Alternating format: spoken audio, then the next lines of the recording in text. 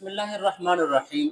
आज हम बात करेंगे लफ्ज़ मुर्शिद के ऊपर। मुर्शिद हर आदमी को बोला जा सकता है या नहीं?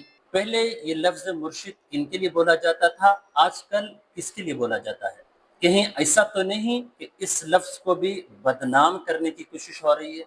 आजकल हर सियासी कारकुन अपने लीडरों के लिए इस लफ्ज़ को इस्तेमाल करते, लफ्ज़ मुर्शिद को। मेरे मुर्शिद ने ये कहा, मेरे मुर्शिद ने यूं किया। जिस तरह लफ्ज़ मौलवी को बदनाम कर दिया गया, आजकल हर दाढ़ी रखने वाले और सर पे टोपी रखने वाले को मौलवी बोला जाता है। हालांकि लफ्ज़ मौलवी बाकायदा तौर पर जिसने 8, 10, 12 साल दीनी उलूम दर्स निज़ामी पढ़ने के बाद बाहर निकलता था, उसको बोला जाता था। लेकिन लोगों ने इसको बदनाम करने की कोशिश की तो बदनाम हुआ।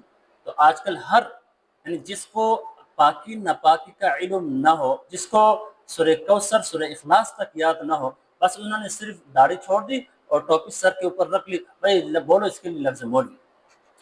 फिर उसको मौलवी कहकर लोग पुकारते हैं उलमा को बदनाम करने के लिए। इसी तरह ये जो लफ्ज़ है लफ्ज़ मुर्शिद, ये भी गोया एक मुअज़्ज़ज़ और एक अच्छे शख्स के लिए बोला जाता था, जो जिसको सूफ़ी कहा जाता है, उनके लिए लफ्ज़ इस्तेमाल किया जाता था। लेकिन आजकल हर फासिक फाजिर के लिए लफ्ज़ बोला जाता है।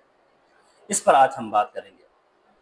जिस तरह फ़िक़्ह के माहिर को फ़क़ीह, मुफ्ती और मुज्तहिद कहा जाता है, इसी तरह बातिनी अखलाक को कुरान और सुन्नत के मुताबिक डालने वाले को सूफ़ी, मुर्शिद, आम फ़हम ज़ुबान में पीर बोला जाता है। जिस तरह कुरान और सुन्नत से अहकाम निकालना और हस्ब हाल शरई अहकाम मालूम करना हर एक की बस की बात नहीं है, उसके लिए किसी माहिर उस्ताद, फ़क़ीह, मुफ्ती और मुज्तहिद की तरफ रुजू करना पड़ता है।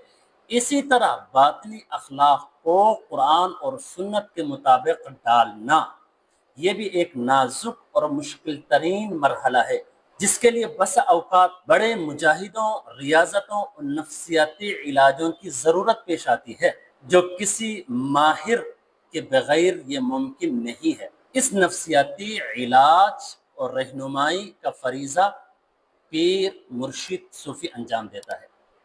इसलिए हर आकिल बालिग मर्द औरत के लिए अपनी बातनी अखलाक को दुरुस्त और कुरान और सुन्नत के मुताबिक डालने के लिए किसी मुर्शिद और शेख की ज़रूरत पेश आती है। हाँ, वो मुर्शिद, वो शेख, वो पीर खुद मुत्तबी कुरान सुन्नत हो, उन्होंने खुद किसी माहिर से ये तरबियत हासिल की हो, वरना हर पीर का बेटा पीर नहीं होता, हर आलिम का बेटा आलिम नहीं होता।